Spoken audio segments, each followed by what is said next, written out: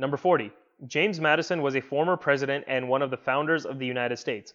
Nixon refers to Madison in line 34 primarily to. So Madison shows up right over here.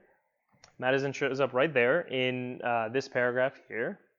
And he does it primarily to distract listeners from the details about how privacy is violated, to reinforce his position that privacy must sometimes be sacrificed for the common good, demonstrate the differences between himself and Madison, and strengthen his argument by attaching it to an authority figure. Okay, is he trying to distract anybody from the details about how privacy is violated? No, not at all. He's not trying to distract anybody, right?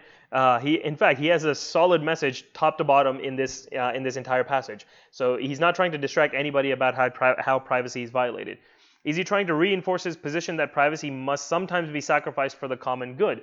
And that actually is not the case here, right? His position is not that privacy must sometimes be sacrificed for the common good. The only time he says that we must take this into account is when important services need to be provided. That's the only time that we have to kind of have that information on file for everybody, right? So this is actually not his position at all, nor is it James Madison's position. So that's clearly wrong. Is it to demonstrate the differences between himself and Madison? No, not at all. Madison actually agrees with him, right?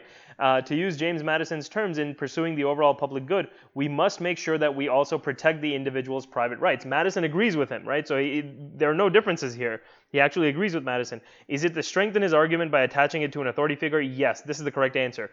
This is an appeal to authority, right? He's using the words of James Madison, one of the founders of the United States, to strengthen his argument, because he's essentially saying, look, if you don't believe me, then at least believe James Madison, right? He was one of the founders of our country, and he believed the same thing that I'm trying to tell you right now.